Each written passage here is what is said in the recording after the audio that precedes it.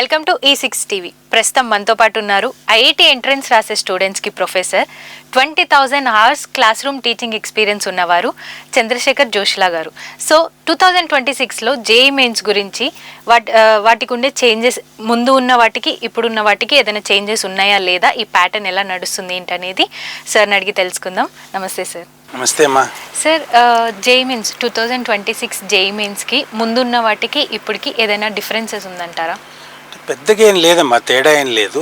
కాకపోతే ఏంటంటే ముందు కొన్ని నంబర్ ఆఫ్ డేస్ ఎక్కువగా వాళ్ళు తీసుకునే వాళ్ళు, అంటే ఒక 12 రోజులు 13 రోజులు ఈ రకంగా ఉండేవి. మార్నింగ్ ఓ సెషన్, ఈవినింగ్ ఓ సెషన్, నంబర్ ఆఫ్ సెషన్స్ బాగా ఎక్కువగా ఉండేవి. సో ఈ నంబర్ ఆఫ్ సెషన్స్ ఎక్కువగా ఉండేసరికి ఏంటంటే ఈ టోటల్ ఈ పాస్ట్ ఐఐటి క్వశ్చన్స్ చాలా ఎక్కువ అయిపోయేవి. సో ఇప్పుడు ఏం చేశారు, మళ్ళీ ఏమైందో మరి వాళ్ళకి ఎక్విప్మెంట్ అది వాళ్ళకి ఏంటంటే నెంబర్ ఆఫ్ సిస్టమ్స్ మరి కొంచెం పెరిగినాయేమో, నెంబర్ ఆఫ్ డేస్ని తగ్గించి టోటల్ 5 డేస్లో కంప్లీట్గా కుదించి దాన్ని మార్నింగ్ ఓ సెషన్, ఈవినింగ్ ఓ సెషన్, ఒక 10 సెషన్స్లో కంప్లీట్ వైండప్ చేస్తున్నారు. ఓ రకంగా ఏంటంటే నెంబర్ ఆఫ్ డేస్ పిల్లలు కొద్దిగా తక్కువ కన్స్యూమ్ అవుతున్నాయి కాబట్టి వాళ్ళ ఫర్దర్ ప్రిపరేషన్ కొద్దిగా ఈజీగా ఉంటుంది. అదొక చేంజ్ బెటర్గా ఉందని నాకు అనిపించింది. ఓకే, ఇప్పుడు ఈ సెషన్స్ ఉన్నాయి కదా సార్, ముందు రాసే వాళ్ళకి తర్వాత రాసే వాళ్ళకి ఏదైనా అడ్వాంటేజెస్, డిసడ్వాంటేజెస్ ఉన్నాయా? ఏముండవమ్మా. కాకపోతే ఏంటంటే ఈ మధ్య కొన్ని వీడియోస్ ఏవో యూట్యూబ్లలో కొన్ని చూస్తున్నాం. అంటే ముందు రాసే వాళ్ళకి పేపర్ డిఫికల్ట్గా ఉంటుంది, తర్వాత రాసే వాళ్ళకి పేపర్ ఈజీగా ఉంటుంది. ఇట్లాంటివి కొన్ని ఎక్కడెక్కడో కొన్ని పనికిమాలిన షార్ట్స్ అవి చూస్తూ ఉంటాం. జనరల్గా అట్లా ఏమి ఉండదు. ఎందుకంటే వాళ్ళు ఒక రకంగా ఎట్లా ఉంటుందంటే వాళ్ళ పేపర్ ఒక మెషిన్ సెలెక్ట్ చేసిన క్వశ్చన్స్ తర్వాత కూడా ఎవరో ఒకళ్ళు చూస్తారు అనుకుంటా ఆ పేపర్ ప్యాటర్న్ కరెక్ట్గా ఉందా, లేకపోతే number of questions difficulty level కరెక్ట్గా ఉన్నాయో లేదో, సమ్ హ్యూమన్ ఇన్ఫ్లుయెన్స్ అయితే ఉంటుంది నా లెక్క ప్రకారం, డైరెక్ట్గా పికప్ చేయకుండా క్వశ్చన్స్. సో డిఫికల్టీ లెవెల్ ఒకవేళ సపోజ్ మామూలుగా వాళ్ళు అనుకున్నట్టుగా డిఫికల్టీ లెవెల్ ఎక్కువ ఉంటే ఆటోమేటిక్గా ఏమవుతుందంటే దాని యొక్క పర్సంటైల్ తగ్గిపోతుంది. అంటే ఇప్పుడు ఎట్లా ఉంటుందంటే ఒకసారి ఫర్ ఎగ్జాంపుల్ ఏంటంటే మ్యాథ్స్లో 99 పర్సెంటైల్ రావడానికి ఒకసారి 50 మార్కులు వచ్చిన వాళ్ళు అవసరం ఉంచితే 99 పర్సెంటైల్ వస్తుంది. ఒకసారి 39 మార్కులు వచ్చిన వాళ్ళకి కూడా 99 పర్సెంటైల్ వస్తుంది. అంటే పేపర్ డిఫికల్టీ లెవెల్ పట్టి ఆ పర్సెంటైల్ యొక్క మార్కులు తగ్గటం పెరగటం ఆటోమేటిక్గా నార్మలైజ్ అయిపోతాయి. దానివల్ల ప్రత్యేకంగా ఈ ఎగ్జామ్ ముందున్న వాళ్ళకి అడ్వాంటేజు, ముందున్న వాళ్ళకి డిసడ్వాంటేజు ఇట్లాంటివి ఏం పెద్దగా ఏమి ఉండవమ్మా. కాకపోతే ఏంటంటే వాళ్ళు ఏమనుకుంటారంటే ఏంటంటే ఒకసారి సిస్టమ్ సరిగా పనిచేస్తున్నాయో లేవో, సడన్గా ఏమైనా క్రాష్ అవుతాయేమో, ఇట్లాంటి ఇబ్బందులు ఏమైనా ఉంటాయేమో అని వాళ్ళు అనుకుంటారు. జనరల్గా అట్లాంటివి ఏం జరగవు. అయితే ఏదైనా పేపర్ డిఫికల్టీ లెవెల్ ఎక్కువ ఉన్నా తక్కువ ఉన్నా ఆటోమేటిక్గా అది అడ్జస్ట్ అయిపోతుంది. అది ప్రత్యేకంగా ఎటువంటి బయాస్డ్నెస్ అనేది ముందు రాసిన వాళ్ళకి టఫ్గా, లాస్ట్ రాసిన వాళ్ళకి ఈజీగా, లేదా ముందు వచ్చే వాళ్ళకి క్వశ్చన్లు అయిపోయినాయి, డిఫికల్ట్ క్వశ్చన్ లాస్ట్ వాళ్ళకి సింపుల్ క్వశ్చన్ ఇవ్వటము ఇట్లాంటివి ఏమి ఉండవమ్మా. So that is just absolutely nonsense, అంతకంటే ఏం లేదు. అంతే. అయితే సార్, ఇప్పుడు phase 2 రాసే వాళ్ళకి మీరు ఇచ్చే అడ్వైజ్ ఏంటంటారు? అంటే దీనికి ప్రిపేర్ అవ్వమంటారా, లేకపోతే లైట్ తీసుకొని అడ్వాన్స్కి వెళ్ళిపోమంటారా? అంటే ఇప్పుడు ఎట్లా అంటేనమ్మా, phase 2 అనేది ఏంటంటే 2 రకాలు. ఒకటి ఏంటంటే కొంతమంది ఏమనుకుంటారంటే వాళ్ళు ఇప్పుడు ఫర్ ఎగ్జాంపుల్ రిపీటర్స్ ఉన్నారు, వాళ్ళ దగ్గర ఎక్కువ టైం ఉంది, వాళ్ళేమో ఇంటర్మీడియట్ ఎగ్జామ్ రాయక్కర్లేదు, అందుకోసం వాళ్ళ దగ్గర ఎక్కువ టైం ఉంటుంది కాబట్టి ఈ 4 నెలలు కూడా నేను సీరియస్గా ప్రిపేర్ ఏప్రిల్లో రాసుకుంటాను, కొంచెం ఎక్కువ ప్రిపరేషన్ వస్తుందని చెప్పి రాసేవాళ్ళు కొంతమంది ఉంటారు. మొదటి పరీక్ష phase 1లో సరిగ్గా రాయకుండా, ప్రిపరేషన్ సరిగ్గా లేదని, లేదా ఎగ్జామినేషన్లో వేరే రీజన్స్ వల్ల వాళ్ళు సరిగ్గా చేయలేకపోయినా వాళ్ళు సెకండ్ ఫేజ్కి వెళ్దామని అనుకుంటారు. జనరల్గా ఎట్లుంటుందంటే ఇప్పుడు సపోజ్ ఒక 99 పర్సెంటైల్ వచ్చిన పిల్లాడు ఉన్నాడు, వాడు సెకండ్ ఫేజ్ అనేది సరదాగా రాయటమే కానీ దాని గురించి పెద్దగా సీరియస్ ప్రిపరేషన్ అనేది అవసరం లేదు. ఎవరైతే ఒక బార్డర్ లైన్లో ఉన్నారో 97, 98 లేకపోతే 97.5, 98.5 ఈ బార్డర్లో ఉన్న వాళ్ళు ఎవరైతే ఉంటారో వాళ్ళు సెకండ్ ఫేజ్ రాయటం అనేది అవసరం ఉంటుంది. మామూలుగా అందరూ సెకండ్ ఫేజ్ రాయాల్సిన అవసరం లేదమ్మా. ఎవరైతే మరీ ఒక 75 పర్సెంటైల్ వచ్చిన వాడు రాసిన ఒకటే, రాయకపోయినా ఒకటే, అన్లెస్ వాడు ప్రిపరేషన్ ఫస్ట్ ఫేజ్లో సరిగ్గా జరగకపోయి సీరియస్గా సెకండ్ ఫేజ్కి ప్రిపేర్ అయ్యి రాసే వాళ్ళ కోసం సెకండ్ ఫేజ్ అడ్వైజబుల్. లేకపోతే ఒక రీజనబుల్గా బాగా స్కోర్ చేసామనుకున్న వాళ్ళందరూ అడ్వాన్స్ ఎగ్జామినేషన్ ప్రిపేర్ అయిపోవటమే బెటర్ అమ్మా. ఓకే, సో లాస్ట్ ప్రిపరేషన్ అంటారు కదా, ఇప్పుడు కొంతమంది ఫస్ట్ నుంచి ప్రిపేర్ అయ్యి ఉంటారు, కొంతమంది లాస్ట్ మినిట్లో స్టార్ట్ చేస్తారు. వాళ్ళకి ఈ ప్రిపరేషన్ గురించి మీరు ఏం అడ్వైజ్ ఇస్తారు, ఎస్పెషల్గా మ్యాథ్స్ గురించి? అంటే జనరల్గా స్టూడెంట్ సైకాలజీ అనేది ఏంటంటే అమ్మా, ఎగ్జామ్ దగ్గరకు వస్తున్నాము అనగానే ఏంటంటే ప్రెషర్ అనేది కొద్దిగా ఆటోమేటిక్గా బిల్డప్ అవుతుంది. ఎంత మంచి స్టూడెంట్ అయినా, ఎంత యావరేజ్ స్టూడెంట్ అయినా. ఒకసారి వరల్డ్ ఛాంపియన్ కార్పో అని ఒక ఇంటర్వ్యూలో అడిగాడు, రేపు వరల్డ్ ఛాంపియన్షిప్ ఉంది కదా, మీ ప్రిపరేషన్ కరెక్ట్గా ఉందా అంటే అతను ఏమన్నాడంటే ఒకటే చిన్న మాట చెప్పాడు, ఎగ్జామినేషన్ రాసే పిల్లాడి సైకాలజీ నాది కూడా ఇంకో రోజు ఉంటే బాగుంటుంది అని అనిపిస్తుంది అంటాడు. అంటే జనరల్గా ఏంటంటే ఎంత ప్రిపేర్ అయినా ఎంత బాగా చదివినా ఈ లాస్ట్ మినిట్ ప్రెషర్ హ్యాండిల్ చేయటం అనేది కొద్దిగా కష్టమైన విషయమే. వాళ్ళకి 2-3 అడ్వైజెస్ బేసిక్గా ఏంటంటే, ఇంకా ఈ టైంలో ఎక్కువగా పరీక్షలు అవి రాసి నంబర్ ఆఫ్ టెస్ట్లు ఎక్కువ రాసి టైం వేస్ట్ చేయకుండా, అంటే టూ మెనీ టెస్ట్ ఏంటంటే ఒక రకంగా ఏంటంటే మైండ్లో కొద్దిగా ప్రెషర్ అనేది వస్తుంది. ఒక టెస్ట్ రాస్తాడు, దాంట్లో తక్కువ మార్కులు వస్తాయి, ఒక టెస్ట్ రాస్తాడు ఎక్కువ మార్కులు వస్తాయి, ఓ సబ్జెక్టులో తక్కువ వస్తాయి, ఓ సబ్జెక్టులు ఎక్కువ వస్తాయి, ఆ ప్రెషర్ అంతా మైండ్లో తిరుగుతూ ఉంటుంది. సో నంబర్ ఆఫ్ టెస్ట్ ఇప్పటి వరకు వాళ్ళు కొంతమంది అయితే మరీ విపరీతంగా రాసేస్తూ ఉంటారు, కొంతమంది రోజుకి 2 రాసిన వాళ్ళు కూడా ఉన్నారు. అంత అవసరం లేదు ఇప్పుడు, ఇంకా అంటే ఆల్మోస్ట్ ఇంకా లాస్ట్ స్టేజ్ వచ్చేసింది కాబట్టి 21 నుంచి స్టార్ట్ అవుతున్నాయి, కొంతమందికి 21 నుంచి 24 మధ్యలో ఎప్పుడో ఉంటుంది, ఒక 28 కొంతమందికి ఉన్నది. అంటే ఏంటంటే ఇక ఈ స్టేజ్లో ఇంకా టూ మెనీ టెస్ట్ రాయటం అనేది అవసరం లేదమ్మా. ఇది ఫస్ట్ ఇది అవాయిడ్ చేసుకుంటే ఏంటంటే, రాయాలనిపిస్తే ఏదో ఒక టెస్ట్ రాయొచ్చు, లేదంటే అంతకంటే మించింది ఏంటంటే ఆ టెస్ట్ పేపర్ తీసుకుని దాన్ని ఒక అసైన్మెంట్ లాగా చేస్తే it will be much better. ఇది ఒక ఫస్ట్ పాయింట్. అంటే avoid as many test as possible. అంటే సపోజ్ కంపల్సరీ అనిపిస్తే ఒకటి రాయండి, అది కూడా అవసరం లేదు నన్ను అడిగితే. లేదు ఇంకా కావాలంటే ఒక సబ్జెక్ట్ ఒక రోజు రాసి మిగతా 2 సబ్జెక్టులు అసైన్మెంట్ లాగా చేయటం అనేది బెటర్ అమ్మా, ఎందుకంటే ప్రెషర్ అనేది కొద్దిగా తక్కువగా ఉంటుంది. ఈ టైంలో మ్యాక్సిమం ఏంటంటే వాళ్ళు ఒక ఇగ్నైటెడ్ స్టేట్లో ఉంటారు కాబట్టి ఈ టైంలో ఏంటంటే టోటల్గా ప్రిపరేషన్ వదిలేయమని చెప్పట్లేదు నేను.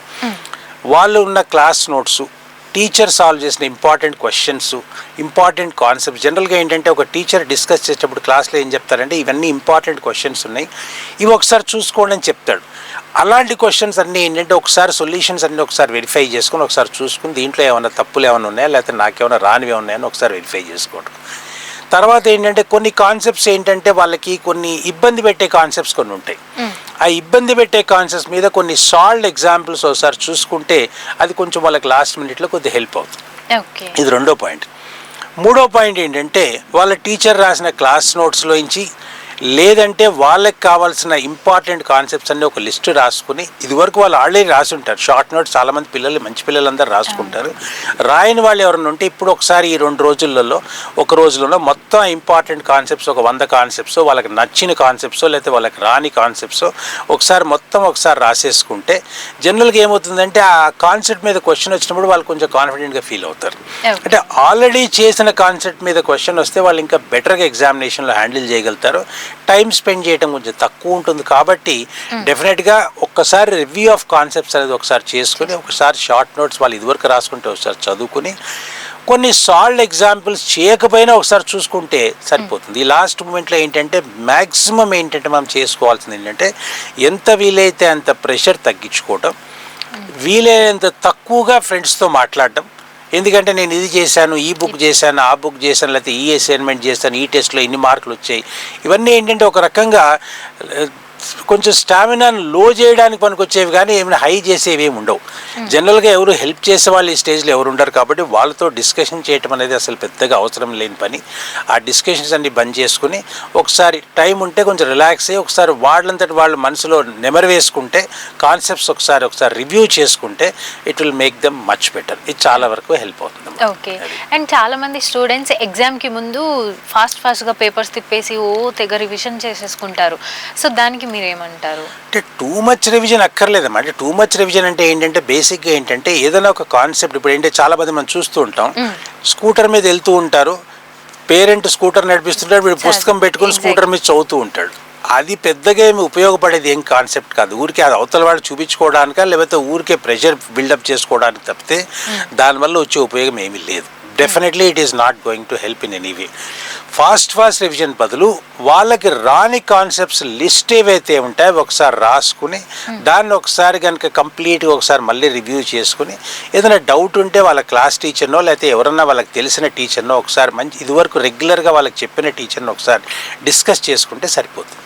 అంతేగాని too much of what you call show off, too much of pressure, too much of revision is not required. అది అవసరం లేదమ్మా. అది ఫస్ట్ సపోజ్ ఎగ్జామ్లో ఒక క్వశ్చన్ రీడ్ చేసాం సార్, కాకపోతే అది మనకి రాదు అన్నట్టు అనిపిస్తుంది, బట్ ఒక 2-3 టైమ్స్ ఆ క్వశ్చన్ని చదివితే మనకు ఒక క్లారిటీ వస్తుంది, దానికి ఏ ఫార్ములా అప్లై చేయాలి, ఎలా చేయాలి అనేది ఐడియా వస్తుంది. ఇది వర్కౌట్ అవుతుందా ఒక 2-3 టైమ్స్? అంటే జనరల్గా ఎట్లుంటుంది అంటే నాన్న, ఇప్పుడు ఫర్ ఎగ్జాంపుల్ మ్యాథ్స్ తీసుకో, నా సబ్జెక్ట్ మ్యాథ్స్ కాబట్టి చెప్తాను. అంటే ఈ జేఈ మెయిన్స్లో గత కొన్ని సంవత్సరాలుగా కనుక చూసుకుంటే మోస్ట్ డిఫికల్ట్ పేపర్ అంటే మ్యాథ్సే. అంటే జనరల్గా ఏంటంటే పిల్లాడు మ్యాథ్స్ పేపర్ లాస్ట్ చేస్తూ ఉంటాడు, ఎందుకంటే ఆ పేపర్ చూడగానే ముందే భయం వస్తుంది. అంటే ఇప్పుడు ఒక కెమిస్ట్రీ కానీ ఒక ఫిజిక్స్ కానీ పేపర్ కనుక తీసుకుంటే దాంట్లో ఒక 20-22 క్వశ్చన్లు చేయగలుగుతున్నారు పిల్లలు. మ్యాథ్స్ పేపర్కి వచ్చేసరికి ఏంటంటే 4, 5, 6 అంతకంటే ఎక్కువ చేయలేకపోతున్నారు. అంటే ఒక రకంగా పేపర్స్లో డిఫికల్ట్ క్వశ్చన్స్ ఉండటం అనేది వాస్తవమేనా, మనం కరెక్ట్గా ఐడెంటిఫై చేయగలిగితే కొన్ని సింపుల్ క్వశ్చన్స్ అందులో ఉంటాయి. అంటే ఫస్ట్ మనం చేయాల్సింది ఏంటంటే, అవసరమైతే ఒక 10 నిమిషాలు స్పెండ్ చేసినా పర్వాలేదు టైం. మనం చేయాల్సింది ఏంటంటే ఆ క్వశ్చన్స్, సింపుల్ క్వశ్చన్స్ ఏవైతే వాటిని ఐడెంటిఫై చేసుకోవడం ఫస్ట్ పాయింట్. మనం ఏంటంటే జనరల్గా ఒక యావరేజ్ పిల్లోడ్ అయితే ఒక 7 to 8 క్వశ్చన్స్ ఫస్ట్ చేస్తే, 7 to 8 కూడా కాదు, first to start with 5 questions out of 25 చేసినా కూడా వాడికి ఒక రకమైన మెంటల్ కాన్ఫిడెన్స్ వస్తుంది, అబ్బా నేను 5 క్వశ్చన్లు చేశాను అని చెప్పి. అంటే బాక్సింగ్లో కూడా ఫస్ట్ హిట్ చేసిన వాడే విన్నర్ జనరల్గా అవుతూ ఉంటారు. అంటే అట్లాగే ఇందులో కూడా మనం తీసుకున్న ఫస్ట్ క్వశ్చన్ కనుక ఆన్సర్ పర్ఫెక్ట్గా అనిపిస్తే మనకి ఏంటంటే ఒక రకమైన కాన్ఫిడెన్స్ వస్తుంది. ఒక క్వశ్చన్ వచ్చింది, నెక్స్ట్ ఇంకోటి ఆ రకంగా 5 క్వశ్చన్లు చేసిన తర్వాత ఏంటంటే will start feeling that maths అనేది నాకు బాగా జరిగిపోయింది అని ఒక ఫీలింగ్ వస్తుంది. ఆ తర్వాత ఇంకో కొన్ని అంటే వాడు జనరల్గా ఏంటంటే నేను అడ్వైజ్ చేసేది ఏంటంటే ఒక 10 క్వశ్చన్లు మార్క్ చేసుకుని ఆ క్వశ్చన్లు చేయటం మొదలుపెట్టాలి. ఇప్పుడు ఒక 12 క్వశ్చన్స్ తీసుకున్నా కూడా 12 into 5 60 minutes, అంటే మనకు 1 hour టైం ఉంది. ఒక 10 నిమిషాలు మనం కెమిస్ట్రీలోంచి దీంట్లో అప్లై చేస్తాం. మ్యాథ్స్లో కెమిస్ట్రీ సబ్జెక్ట్లో కొంచెం జల్దీ అయిపోతుంది వాళ్ళకి పేపరు. అందులోంచి ఒక 10 నిమిషాలు ఇందులో తీసుకుని ఇందులో స్పెండ్ చేసి క్వశ్చన్స్ అన్ని రివ్యూ చేసుకుని ఒక 10 క్వశ్చన్లో మార్క్ చేసుకుని ఆ క్వశ్చన్లు చేయడానికి ట్రై చేయటం. మొదలు చేసిన క్వశ్చన్ ఖచ్చితంగా వచ్చే క్వశ్చన్ లాంటి సింపుల్ క్వశ్చన్ వెతుక్కోవటం అనేది అడ్వైజబుల్. మొదటి క్వశ్చనే డిఫికల్ట్ క్వశ్చన్ ఎత్తుక్కోకుండా. జనరల్గా ఏం జరుగుతుందంటే ఈ పిల్లలు ఈ డిఫికల్ట్ క్వశ్చన్స్ అది డిఫికల్ట్ క్వశ్చన్ లాగా కనపడకుండా వాడికి సింపుల్గా అనిపిస్తుంటే వాడు చేసిన తర్వాత కొంచెం ముందుకు వెళ్ళిన తర్వాత ఏమనిపిస్తుంది అంటే ఈ క్వశ్చన్ రావట్లేదు అని అనిపిస్తుంది. అక్కడ వాడు ప్రెస్టేజ్ పాయింట్ ఆఫ్ వ్యూలో తీసుకుని ఆ క్వశ్చన్ మీద ఇంకొక 5 నిమిషాలు స్పెండ్ చేద్దామని ఇంకొక 5 నిమిషాలు స్పెండ్ చేసి ఫైనల్గా క్వశ్చన్ రాక ఫ్రస్ట్రేషన్ తోటి ఆ ఫ్రస్ట్రేషన్ నెక్స్ట్ క్వశ్చన్ క్యారీ అవుతుంది. సింపుల్గా ఇక్కడ మనం ఆలోచించాల్సిన పాయింట్ ఏంటంటే మనం ఒక ఎగ్జామ్ రాస్తున్నాం, అన్ని క్వశ్చన్స్కి ఈక్వల్ మార్క్స్, ఏ క్వశ్చన్కి ఎక్కువ మార్కులు వెయిటేజ్ లేదు కాబట్టి మనం సెలెక్ట్ చేసిన క్వశ్చన్ కనుక మన ఇబ్బంది పెట్టే క్వశ్చన్ కనుక అయితే దాన్ని ఇమీడియట్గా అక్కడికక్కడ వదిలేసి నెక్స్ట్ క్వశ్చన్కి వెళ్ళిపోవటం. ఇది చాలా అవసరమైన విషయం. చాలామంది పిల్లలు చేసే మిస్టేక్ ఏంటంటే ఒక క్వశ్చన్ రాకపోతే ఒక 2 minutes 3 minutes దాని మీద స్పెండ్ చేస్తాడు. స్పెండ్ చేసిన తర్వాత ఈ క్వశ్చన్ రావట్లేదు, ఇంకొక 2 minutes స్పెండ్ చేస్తే వస్తుందని చెప్పిన వాడు ఒక 3 minutes 4 minutes, ఒక్కొక్కసారి కొంతమంది పిల్లలు 10 minutes ఒక క్వశ్చన్కి 15 minutes ఒక క్వశ్చన్కి చేసిన రోజులు కూడా ఉన్నాయి. సో వాళ్ళందరికీ సిన్సియర్ అడ్వైజ్ ఏంటంటే ఏదన్నా ఒక క్వశ్చన్ కనుక ఒక 2 minutes తర్వాత అది సొల్యూషన్ వైపుకు పోకపోతే వెంటనే ఆ క్వశ్చన్ అక్కడ వదిలేసి వేరే క్వశ్చన్కి వెళ్ళిపోవటం అనేది it is most advisable idea. ఏదైనా అంతే, మనం ఫేస్ చేయలేని క్వశ్చన్ మనకు వస్తే, మనం చేయలేని క్వశ్చన్ వస్తే దాన్ని నిర్దాక్షిణ్యంగా వదిలిపెట్టేసి వేరే క్వశ్చన్కి వెళ్ళిపోవటం. ఓకే. సో సార్ ఇది నా పర్సనల్ ఎక్స్పీరియన్స్తో అడుగుతున్నాను. వన్స్ పిల్లలకి ఎగ్జామ్స్ అనగానే చాలా ప్రెషర్ ఉండిద్ది, వాళ్ళ మైండ్లో చాలా రన్ అవుతూ ఉంటాయి. ఆ టైంలో పేరెంట్స్ వాళ్ళతో ఎలా ఉండాలి, ఏ అడ్వైజులు వాళ్ళకి ఇవ్వాలి అంటారు? అంటే జనరల్గా ఇక్కడ ఎట్లా వస్తుందంటేనమ్మా, చాలా మంది పేరెంట్స్ ఏంటంటే వాళ్ళు కూడా ఇంజనీరింగ్ బ్యాక్గ్రౌండ్ ఉన్న వాళ్ళు కూడా ఐఐటీన్స్, వాళ్ళకి ఏమనిపిస్తుంది అంటే బేసిక్గా ఏంటంటే నాకు తెలుసు కదా నా నాలెడ్జ్ అంతా పిల్లోడి నెత్తి మీద రుద్దుదామని ఒక ఫీలింగ్తో ఉంటారు చాలామంది. కానీ జనరేషన్ మారిపోయింది. వాళ్ళు ఎప్పుడో 30 సంవత్సరాల క్రితం చేసుకున్నప్పుడు ఉన్న స్టైల్ వేరు, ఇప్పుడున్న స్టైల్ వేరు. ఇంకోటి ఏంటంటే పిల్లాడిని మనం ఎక్కువ ప్రెషర్ పెడితే మనకు వచ్చిందంతా వాడికి నేర్పించాలి అంటే అది కుదిరే పని కాదు. జనరల్గా to the extent possible parent అనేవాడు స్టూడెంట్కి దూరంగా ఉండటమే మంచిది. ఎందుకంటే వాళ్ళు చెప్తూ ఉంటారు కదా, పెరటి చెట్టు వైద్యానికి పనికిరాదు అన్నట్టుగానే వాళ్ళు నాలెడ్జబుల్ అయ్యి ఉండొచ్చు. మనం వాళ్ళ నాలెడ్జ్ మీద ఏం శంకించట్లేదు. కొంతమంది పేరెంట్స్ చెప్పుకునే వాళ్ళు ఉండరని నేను అనట్లేదు. కానీ మెజారిటీ ఆఫ్ ద పేరెంట్స్ ఏంటంటే వాళ్ళు ఆ పర్టిక్యులర్ స్టూడెంట్ని హ్యాండిల్ చేసే పద్ధతిలో కరెక్ట్గా ఉండదు. అంటే వాళ్ళు స్ట్రిక్ట్నెస్ చూపించడానికి ట్రై చేస్తారు, లేకపోతే వాళ్ళు టూ లీనియంట్గా వదిలేయడానికి ట్రై చేస్తారు. ఈ రెండు అక్కడ వర్కౌట్ కాదు. పిల్లలకి ఏంటంటే ఎట్లుంటుందంటే మా టీచరే గ్రేట్ అని ఉంటుంది. సో ఆ టీచరే గ్రేట్ ఉన్న ఫీలింగ్ నుంచి పేరెంట్ నేను గ్రేట్ అని చెప్పి ప్రూవ్ చేసుకోవడానికి అన్నెసరీ ఇబ్బంది పడాల్సిన అవసరం లేదు. ప్రొఫెషనల్ సర్వీసెస్ అవైలబుల్ ఉన్నాయి. ఈవెన్ డాక్టర్ కూడా వాడి కొడుకు ఆపరేషన్ చేసేటప్పుడు ఇబ్బంది పడతాడు. అందుగురించి ఏంటంటే ఆ ఇబ్బంది లేకుండా టోటల్గా ప్రొఫెషనల్స్ ఉన్నప్పుడు వాళ్ళకి హ్యాండ్ ఓవర్ చేసేసి వాళ్ళ ద్వారా చేయించడం అనేది కరెక్ట్. వాళ్ళని అనవసరమైన ఇబ్బంది పెట్టకుండా వాడికి ఏదైనా జనరల్ విషయాలు మాట్లాడుతూ బాబు కొద్దిగా ఏదైనా మోటివేషన్ కావాల్సినవి చెప్పటం, వాడికి ఏదైనా జ్యూస్ తీసుకొచ్చి ఇవ్వటము, వాడికి ఏదైనా ఇబ్బంది అయితే అట్లా అని వాటితో పాటు వాకింగ్కి తీసుకెళ్ళటము, ఏదైనా ఉంటే వాడు ఏదైనా అప్పచెప్తా అంటే వినటము, ఇలాంటి పనులు చేయొచ్చు. అంతకంటే ఎక్కువగా చేయకూడదు. అంటే ఇప్పుడు మనకు వచ్చు కదా అని చెప్పి టూ మచ్ ఇన్వాల్వ్మెంట్ చేస్తూ ఉంటే అక్కడ ఏమవుతుందంటే ఫ్రస్ట్రేషన్ ఎక్కువైపోయి వాడు చేయాల్సిన దానికంటే తక్కువ పర్ఫార్మెన్స్ చేయడం అనేది జరుగుతుంది. కాబట్టి జనరలీ ఐ అడ్వైజ్ పేరెంట్స్ అనేవాళ్ళు మీరు పిల్లల నుంచి దూరంగా ఉంటే ఆ ఎగ్జామ్ అయిపోయిన తర్వాత వాడు మిమ్మల్ని రెస్పెక్ట్ చేస్తాడు, వాడు బెటర్గా పర్ఫార్మ్ చేస్తాడు. This is my sincere advice as a parent and as a teacher. Okay, so ఫైనల్గా స్టూడెంట్స్ చేయాల్సినవి చేయకూడని పనులు ఏంటంటారు ఈ అంటే ఈ చివరి మూమెంట్లోనమ్మా ఇందులో కొన్ని చేయాల్సినవి చేయకూడదు రెండు మనం కొన్ని ఫాస్ట్గా డిస్కస్ చేసేద్దాం.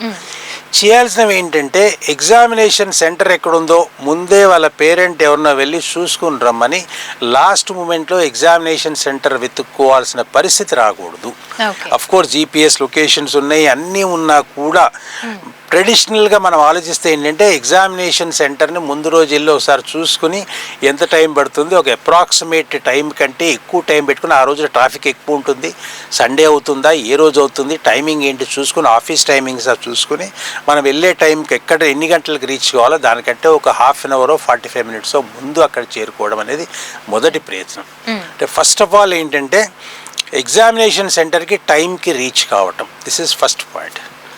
నెక్స్ట్ ఏంటంటే ఎగ్జామినేషన్ రాయడానికి కావాల్సిన మినిమం రిక్వైర్మెంట్స్ ఏంటి, లైక్ హాల్ టికెట్ కానీ ఏదో ప్రీడబ్ల్యూ ఇవ్వాలంటే ఒక సర్టిఫికేట్ అడుగుతాడు, అట్లాగే ఒక pen, transparent water bottle, transparent pen, ఇలా కొన్ని కావాల్సినవన్నీ వాళ్ళు క్లియర్గా NTA వాళ్ళు మెన్షన్ చేస్తారు. అవి తీసుకుని ఆ లిస్ట్ అంతా ఏవేవి అవసరమో అది ఒకసారి పక్కన పెట్టేసుకుని ఒక కవర్లో పెట్టేసుకుని నెక్స్ట్ డే మనం ఏంటంటే పెద్ద పెద్ద బ్యాగులు అవి క్యారీ చేయకుండా ఎగ్జామినేషన్ హాల్కి ఏదైనా అవసరం ఉంటే మినిమం తీసుకెళ్ళి ఆ పేరెంట్కి ఇచ్చేసి పంపించేస్తే అయిపోతుంది. అది అంటే వాట్ ఈజ్ రిక్వైర్డ్ అంటే ఎగ్జామినేషన్ హాల్లో ఏవైతే వాళ్ళు అలౌ చేస్తున్నారో, ఇప్పుడు ఎట్లా అంటే స్మార్ట్ వాచ్ అలౌ చేయడు, అలాంటివి తీసుకెళ్లకుండా అక్కడ ఇబ్బంది పడకుండా ఏవైతే వాడు వద్దు అన్నాడో స్ట్రిక్ట్గా వద్దు అనే ఫాలో అవుట్ ముందుకెళ్ళిపోవటం. ఇది రెండో పాయింట్. మూడో పాయింట్ ఏంటంటే ఎగ్జామినేషన్ వెళ్ళిన తర్వాత వాళ్ళు ఇన్స్ట్రక్షన్స్ చదువుకోవడానికి ఇచ్చిన టైంని ఫాలో అయ్యి మన సిస్టమ్ అది కరెక్ట్గా పనిచేస్తుందా ఇది చూసుకోవటం. అంటే ఏంటంటే మనకి ఇన్స్ట్రక్షన్ ఒక్కసారి ఎట్లా ఉంటాయంటే మన సిస్టమ్స్ వీళ్ళందరూ ఎక్కడి నుంచో ఒక సిస్టమ్ తీసుకొచ్చి అక్కడ పెట్టుకుంటారు, అది ఒక సెంటర్స్ వాళ్ళకు ఉన్నా కూడా ఒక్కొక్కసారి సెంటర్లో సడన్గా ఒక సిస్టమ్ బ్లాంక్ అయిపోతుంది, పని చేయనప్పుడు పానిక్ కాకుండా ఒకసారి హ్యాండ్ రైజ్ చేస్తే వాళ్ళు ఇంకొక ఆల్టర్నేట్ సిస్టమ్ ఇస్తారు. ఆ లాస్ అయిపోయిన టైం ఏదైతే దాన్ని వాడుకోవడానికి వాళ్ళు ఉపయోగపడతారు.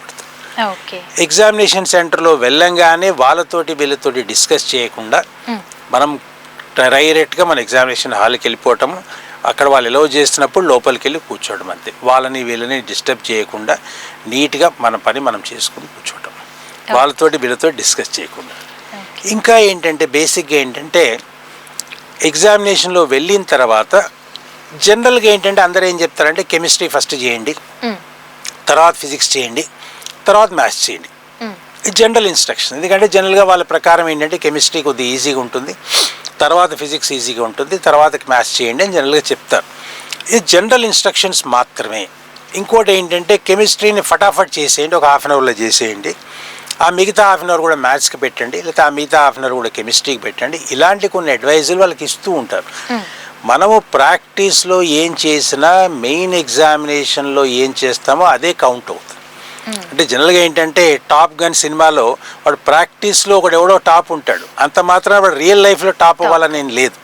సో ఇందులో కూడా అట్లాగే ఉంటుంది. బేసిక్గా ఏంటంటే వీడు ప్రాక్టీస్ ఎగ్జామినేషన్లో వీడికి అన్ని వర్కౌట్ అయినవి దానికి ఎగెయిన్స్ట్గా వాడు మెయిన్ ఎగ్జామ్లో ఉండొచ్చు. ఇప్పుడు చిన్న ఎగ్జాంపుల్ చెప్తున్నాను, మ్యాథ్స్ గత 5 సంవత్సరాలుగా డిఫికల్ట్గా ఇస్తున్నాడు, వాడికి ఏం ఇది వస్తుందో ఆలోచన వస్తుందో ఈసారి మ్యాథ్స్ సింపుల్ చేసి ఫిజిక్స్ డిఫికల్ట్ చేద్దామని అనిపించింది అనుకోండి, మ్యాథ్స్ సింపుల్గా చేస్తాడు, ఫిజిక్స్ డిఫికల్ట్ చేస్తాడు. వీడు కంప్లీట్ ప్యానిక్ అయిపోకుండా మ్యాథ్స్కి ఏదైతే స్ట్రాటజీ డిఫికల్ట్ పేపర్ ఉన్నప్పుడు ఫాలో అవుతాడో అదే స్ట్రాటజీ వాడు ఫిజిక్స్కి ఫాలో అవ్వాల్సిన అవసరం ఉంది. అంటే ముందుగానే ఒక ఐడియాతో ఎగ్జామినేషన్ హాల్కి వెళ్ళొద్దు అంటా నేను. సబ్జెక్టు ఏది నువ్వు చేస్తున్నావు, ఇప్పుడు నువ్వు అనుకున్న ప్రకారం కెమిస్ట్రీనే ఈజీగా ఉంటే కెమిస్ట్రీ చేసేసుకుని వెళ్ళిపో. 30 మినిట్స్లో చేయాలని ఏం లేదు. నీకు 1 అవర్ టైం కెమిస్ట్రీకి ఉన్నప్పుడు నువ్వు 40 మినిట్సో 45 మినిట్సో 50 మినిట్సో చెయ్యి. చేసిన తర్వాత ఏమవుతుందంటే మిగిలిన టైం ఏది ఉందో దాన్ని నువ్వు మ్యాథ్స్కి వచ్చి పెట్టుకో. ఒక్కొక్కసారి ఎట్లుంటుందంటే యాక్యురసీ ఈజ్ మోర్ ఇంపార్టెంట్. అంటే ఏంటి, టైం కంటే కూడా. అంటే కొంచెం యాక్యురేట్గా మనం క్వశ్చన్ చేయగలిగినప్పుడు ఒక 2 నిమిషాలు ఎక్కువైనా పర్వాలేదు. సో అందుగురించి ఏంటి, కెమిస్ట్రీ టైంని వదిలేసి దాన్ని తీసుకొచ్చి మ్యాథ్స్కి పెట్టమని నేను చెప్పాను. If you spend a little more time, నువ్వు ఒక 4 క్వశ్చన్లు ఎక్కువ చేయగలుగుతున్నప్పుడు ఆ టైం కెమిస్ట్రీకి పెట్టడమే అప్రాప్రియేట్. అంతేగాని కెమిస్ట్రీ టైంలో సగం తీసుకొచ్చి నేను మ్యాథ్స్కి పెట్టామనేది ఇన్అప్రాప్రియేట్. అది మటుకు ఆ ఐడియా మటుకు వదులుకోండి. Accuracy is more important than time. ఒకవేళ నీ కెమిస్ట్రీలో ఒక 5 నిమిషాలు ఎక్కువ బట్టి నువ్వు మొత్తం 25 చేయగలుగుతుంటే గో ఫర్ ఇట్. ఎందుకంటే అన్నిటికీ ఈక్వల్ వెయిటేజే ఉంది, మార్క్స్ అన్నిటికీ ఒకటే. నీ మిగతా టైం నువ్వు మ్యాథ్స్లో పెట్టుకో. సపోజ్ ఏంటంటే ఇప్పుడు కెమిస్ట్రీ పేపరే డిఫికల్ట్గా వచ్చింది, కెమిస్ట్రీలో ఆర్గానిక్ బాగా డిఫికల్ట్గా వచ్చింది, మిగతా 2 పార్ట్స్ చూసుకోవడం, ఫిజికల్ అండ్ ఆర్గానిక్ చూసుకోవడం. ఫస్ట్ నువ్వు కెమిస్ట్రీ మొదలు పెట్టాలన్నప్పుడు కెమిస్ట్రీ పేపర్ డిఫికల్ట్ అయితే వదిలిపెట్టి వేరే ఇంకేదైనా సబ్జెక్ట్ ఈజీగా ఉందని వెతుక్కుని దాంతో మొదలుపెట్టి కెమిస్ట్రీకి లాస్ట్కి రావడం బెటర్గా ఉంటుంది. అంటే ఒక ప్రీ కన్సీవ్డ్ ఐడియాతో, అంటే ముందే ఆలోచన పెట్టుకున్న ఐడియాతో ఎగ్జామినేషన్ హాల్లో వెళ్ళకండి. అక్కడ ఉన్న సిచ్యువేషన్ బట్టి మనని మనం మార్చుకోవటమే అవసరం. రోడ్డు మీదకి వెళ్ళినప్పుడు మనం బండి నడిపించేటప్పుడు ఏది మన ముందుకు వస్తుందో మనకు తెలియదు. ఇంటి దగ్గర నుంచి నేను ఇలా పోతుంటే నాకు ఒక స్కూటర్ వస్తుంది, ఎదుర్కొంటే పక్క నుంచి ఒక కారు వస్తుందని ఉండదు. అక్కడ ఏమొస్తుందో దాని ప్రకారం మనం రియాక్ట్ అయినట్టుగా ఎగ్జామినేషన్ హాల్లో పేపర్ ఎలా ఉందో దాన్ని బట్టి మనం రియాక్ట్ కావడం. పేపర్ స్టార్ట్ చేసే ముందు ఏ సబ్జెక్ట్ స్టార్ట్ చేస్తున్నావో ఒక 5 మినిట్స్ స్పెండ్ చేసి ఆ క్వశ్చన్స్ని ఒకసారి రివ్యూ చేసుకుంటాం కూడా తప్పేం లేదు. అంటే ఇప్పుడు ఫర్ ఎగ్జాంపుల్ పేపర్ కొంచెం డిఫికల్ట్గా ఉన్నప్పుడు ఏంటంటే రివ్యూ చేసుకుని డిఫికల్ట్ క్వశ్చన్స్ పక్కన పెట్టుకుని సింపుల్ క్వశ్చన్స్ మనం మార్క్ చేసుకున్నాం. మనం ఒక మ్యారేజ్ బుఫే పార్టీకి వెళ్ళినప్పుడు మనం ఫస్ట్ ఐస్ క్రీమ్ వెతుక్కున్నట్టుగా ఇందులో కూడా ఐస్ క్రీమ్ లాంటి క్వశ్చన్లు వెతుక్కుని వాటిని ముందు ఆన్సర్ చేసుకుని మిగతా వాటికి డిఫికల్ట్ వాటికి తర్వాత వెళ్ళటం. ఇది చాలా ఇంపార్టెంట్. మధ్యలో ఎగ్జామినేషన్ చేసేటప్పుడు మనకు ఒక్కొక్కసారి ఎట్లా అనిపిస్తుంటే కొంచెం నీరసంగా అనిపిస్తుంటుంది. కొద్దిగా వాటర్ లవ్ చేస్తారు కదా, వాటర్ తాగి కొంచెం ఒక 1 మినిట్ రిలాక్స్ అయ్యి మళ్ళీ ముందుకు వెళ్ళొచ్చు. అంటే వీళ్ళంతా ఏంటంటే పాపము అంటే ఒక 2 ఇయర్స్ నుంచి విపరీతమైన చదివి విపరీతమైన కష్టపడి విపరీతంగా ప్రాక్టీస్ చేస్తున్న వాళ్ళు కాబట్టి ఎగ్జామినేషన్ హాల్ వచ్చేసరికి కొన్నిసార్లు కొంతమంది విద్యార్థులకి బ్లాంక్ అయ్యే అవకాశాలు ఉంటాయి. అటువంటి వాళ్ళు ఎటువంటి ప్యానిక్కి గురి కాకుండా కొద్దిగా వాటర్ తీసుకొని కొంతసేపు ఒక 1 మినిట్ రిలాక్స్ అయ్యి మళ్ళీ ముందుకు వెళ్ళటం అనేది అవసరం.